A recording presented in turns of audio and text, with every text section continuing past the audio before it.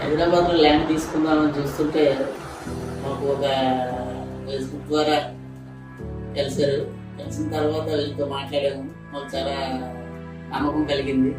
ఆ విధంగా మేము మహేశ్వరంలోని ఫ్లాట్ తీసుకున్నాము. తీసుకున్న తర్వాత మాకు చాలా ఇది హెల్ప్ఫుల్గా, చాలా వెనక మనకి రిలేటివ్స్ లాగా ఇంకా అంతకన్నా ఎక్కువగానే మాకు ఎంతో సహాయం చేశారు.